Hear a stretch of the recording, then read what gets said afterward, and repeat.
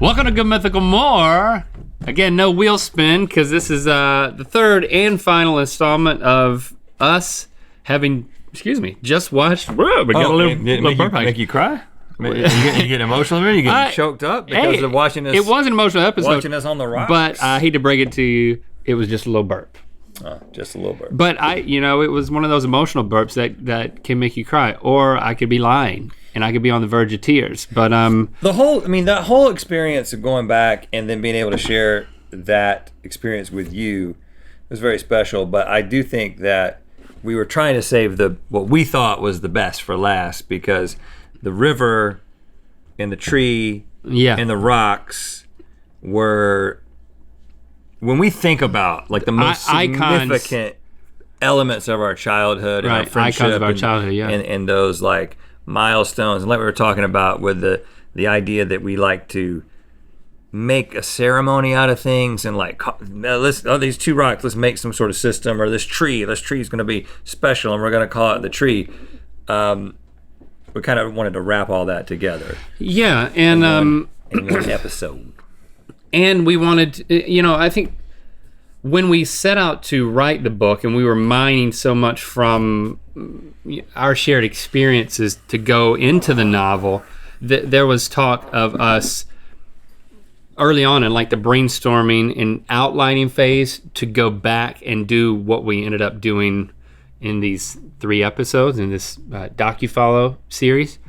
But we never had the time to go back to Bowie's Creek when we were conceptualizing. So we went there in our minds. So we went there in our minds then. And thankfully, because I think going there in our minds and then building those things into the story enabled us to do things like imagine the tree to be bigger than it actually was. Right. Because when you go back and you're like, oh, actually, easily 3 people could have gotten around this tree. That was a false memory. It's better in a fictional novel to be able to tell the more sensational version anyway. But we always, there are trees that are that big. No, they're not, Stevie. There are trees on Earth, yeah. Yeah, especially here in California. But we wanted, we definitely. I always wanted to go back and do what we did. So it was extremely special for us to be able to do that. I mean, first of all, I just want to acknowledge it's special to be able to have these things that we shared as kids that then as 42-year-old guys. You're not 42. I know, but okay, I'm just trying to simplify. Okay. 41 or 42-year-old guys, to be able to go back together and share in that thing. It's like, a lot of people, they'll have like their high school reunion or something like that is as close as they'll get to kind of what we did. But we have the ability, because our friendship has gone so long, to be able to go back and see these things. And I think it might be, I know that it could be a little confusing for someone who hasn't been kind of following along as we've talked about the book, or if you haven't bought the book, you haven't read the book yet or started to read the book, it might be like, I don't really understand. You guys wrote a novel, but you're really talking about all these things that actually happened to you. So I'm sure we've said it somewhere, but I will clarify for those of you who don't know. So, I mean, the original concept of the book was to do something like some version of like young Rhett and Link that was sort of a la the Hardy Boys, starting in a place like that. So it was like, let's do something that's kind of based on growing up in a small southern town in the 90s, but let's inject all these fictional elements that never happened. And in fact, there was a talk very early on. At one point, the characters were named Rhett and Link, and the place was called Bowie's Creek. And there was actually talk of starting the book with this little disclaimer that made it seem like these things actually happened, but we've never really talked about them. And it was all going to be kind of tongue-in-cheek. But as we started writing, and the process of kind of referring to ourselves, it's like, now when I do this and when you do this, and we also realized that we were changing so much about the world, and then of course every single thing that happened in the plot of the book is something that never got close to happening to us. We were like, we need to separate ourselves from these characters. So it's kind of it's admittedly sort of an odd, unusual thing to be like, you got these guys who wrote this book kind of about themselves. Obviously Rex is Rhett and Leaf is Link. and Bowie's Creek is Bleak Creek. Yes, that's all true, but I don't think you have to have any point of reference for what we've done or who we are in order to get the book. There's some little references in there that if you followed along and you've heard some of our stories, oh yeah, maybe this scene would be a little bit more meaningful for you, or it'll call back to this reference, but it absolutely stands on its own as well. So just explaining that for those of you who didn't know that was kind of the approach. For the river, it was interesting to go back to the river and to think about how special it was to us. I'm actually fascinated with how special the river was to us. As we established, we were riding bikes in the graveyard and meeting up there, like how hot it was. So it's like, okay, it makes sense that you want to go to a body of water, but there's like a pool on the other side of the golf course. It's different, man. But the fact that, it wasn't not the same. None of the other kids were swimming in the river. There were some older kids who like introduced us to the river, but then they didn't go swimming it all the time. Right. Like Badgett. Badgett was swam the in the first river person that sometime. ever took us to the river. Yeah. But then he didn't go all the time. Right. But Ben would go all the time, and we would go all the time. And then all of our friends thought we were weird when we would talk them into crossing the river like we made Stevie and the rest of the crew do, and go camping on the island. I am thankful though that that was as low as the river was ever when we were kids. So typically it would be that middle part would be about a foot deeper, and so it would kind of get up to your waist, and it would be pretty fast, and there would be a moment where you're like, okay, I better not slip at this point, because then you would kind of go down.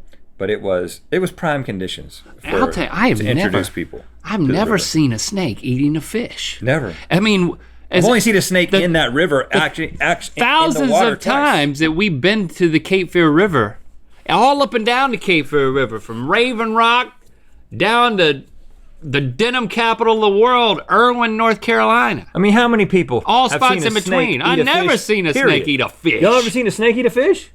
It doesn't happen very often. Nobody's raising their hand. They hadn't even shown that on planet Earth yet. Yeah. Can I also say, like, okay, maybe it was lower than, maybe it was at its lowest, but it was still difficult to get across that part where you guys are big men. Yeah, I was like, if I fall, I could fall right now. I almost did fall several times. Yep, you sure did. And what did we tell you to do if you fell?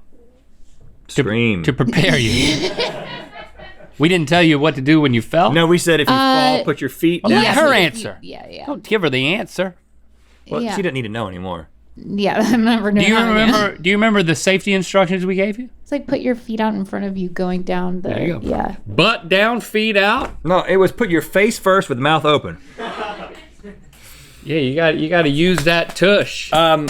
And I do want to say, Use those feet. I think it's pretty cool that, okay, so we did this oath, and then we renewed our oath, and there was some compromising composition in that, let me just say. Yeah. During that handshake moment. Was that Ben or Casey's idea? Very, very long. Sorry. But Huh? Sorry. the interesting thing about the oath is that we said this ambiguous thing that is, let's create something together. Let's create something big together. And of course, we've been trying lots of different things, and I do think that the book is an example. Ironically, it kind of all circles back, right? The book is an example of that. This is the kind of thing that we were envisioning creating together. And it's cool that even within the book itself, it kind of references that place where that oath took place. Yeah. Which was the place that we made the decision to be like, I don't know what it's going to be. I don't know how it's going to happen. But let's sort of set our sights towards creating something together. And that's why I just think, hey, maybe you don't read a lot. Well, it's only 325 pages. Well, I don't think we have to give them the hard sell, but I do. I'm giving you the hard sell. Read the book. Well, that we don't have. Well, you can also listen to the book. You can. There's an Audible version of the book as well. But I think that we wanted, like I said, we wanted to go back and re-experience these things, but we wanted to film it so that you could share in the experience of us going back along with us. And we crafted the Bleak Creek Conversation show to be a special engagement, but then we wanted those of you who couldn't be there to see it, so we released versions of the 3 segments here on the channel, because and the book is the same way. I mean, we poured so much of ourselves into the book that we just want you to we want you to share in that story. So I'm very interested in how you process the novel and how you process the story. But to wrap it all up, I want to agree with what you were saying. That like when we did this Blood Oath, it was so nebulous because we didn't know what. It wasn't like we were going to say, well, we could have said we're going to make a movie together. I do find it interesting that we didn't say that, even though that was the one we had written the screenplay and that we were trying to film that at certain points, and we were thinking about that. We were talking about film school on the rocks. But when we made the oath, we didn't say we're going to make movies together. We said we kept it more open. It was always keep your blood oaths open-ended. I'm not saying it's prophetic, but it made it a little easier to fulfill in such a strange way that everything we've done is basically a fulfillment of that oath. Well, and I do think that the story that the book tells is the kind of story that I think we probably would have always assumed it would have been a movie first, right? I think we've always wanted to do something that kind of harkened back to our childhood and told a sort of a fantastical story that took place in that time from the perspective of who we were at that time. But it just so happens that we got to the book first. So yeah, and we want to thank you sincerely for being a part of this journey, for sharing in these memories with us and enjoying going back, and also supporting us and everything we try to do, whether it's everything up until this point, including the novel and all the other stuff we're doing. Thank you for enabling us to fulfill our oath to one another.